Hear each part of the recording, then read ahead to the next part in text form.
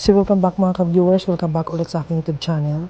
So for today's video mga ka-viewers, ituturo ko sa inyo kung paano natin makita ang ating mga contribution sa ating mga PhilHealth mga ka-viewers. Lalo na mga ka-viewers kung tayo ay nagtatrabaho at kung nahulugan ba ito ng ating company o wala mga ka-viewers. So dito mga ka-viewers, ituturo ko sa inyo step by step guide kung paano natin makita ang ating contribution sa ating mga PhilHealth. So bago tayo magsimula mga ka-viewers, bago tayo magpatuloy, huwag niyo kalimutan mag-subscribe sa aking YouTube channel, i-click ang notification bell mga ka-viewers para lagi kayong updated sa mga panibago ko pang mga video na i-upload.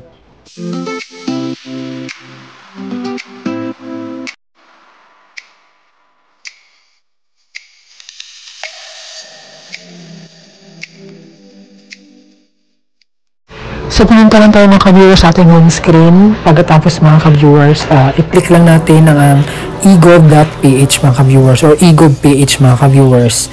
So pagkatapos mga ka-viewers, mag-login lang tayo mga ka-viewers using our phone number or email mga ka-viewers. So depende sa inyo mga ka-viewers kung cellphone number or email yung gagamitin mo. Pagkatapos i-login lang natin. So hintayin lang natin mga ka-viewers yung one-time password mga ka-viewers for login. So dito mga ka-viewers, kung wala pa kayong egov.ph, maaari nyo lang i-download sa ating mga Play Store o sa ating mga App Store mga ka-viewers. So pagkatapos mga ka-viewers, mag-create lang kayo ng account, mag-fill up lang kayo doon, and then pwede nyo din i-link ang inyong mga national ID mga ka-viewers. So pagkatapos mga ka-viewers, sundan nyo lang yung process, and then ayun, may account na kayo.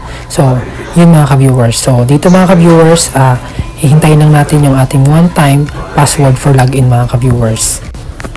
So ayan mga ka-viewers, i-autofill lang natin, and then Face ID authentication, click continue, and then enter iPhone passcode mga ka-viewers, enter IMPIN. So dapat may IMPIN tayo mga ka-viewers. So pagkatapos, so ayan na mga ka-viewers, nasa account na tayo. And then yan yung makikita nyo mga ka-viewers. Pag-aralan nyo lang yung account mga ka-viewers, maraming features dyan para sa account na ito mga ka-viewers, sa egov.ph mga ka-viewers. So sa ilalim mga ka-viewers, i-click lang natin yung PhilHealth. So click natin yung PhilHealth, and then i-agree lang natin mga ka-viewers. Click natin yung agree. Pagkatapos mariredirect tayo sa continue to my account mga ka-viewers. So i-click lang natin. Automatic na yun mga ka-viewers. So ayan mga ka-viewers, nakapag-login ka na sa iyong PhilHealth portal.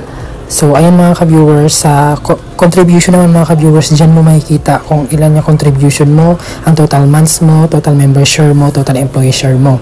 Kung nahulugan ba ng tama ng company mo yung PhilHealth mo mga ka-viewers. So dito sa contribution sa ilalim mga ka-viewers, sa member contribution, dyan mo makikita ang month na nahulugan ng iyong company mga ka-viewers. So i-check mo, baka hindi sila nakapaghulog at pwede mong ireklamo sa kanila mga ka-viewers.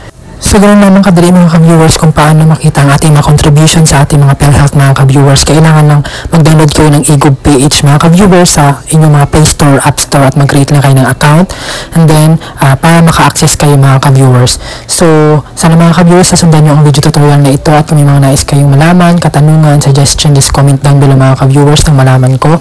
And sana mga ka-viewers, huwag nyo sanang kalimutan mag-subscribe sa aking YouTube channel, click the notification bell mga ka-viewers para lagi kayong updated sa mga panibago ko pang video na i-upload.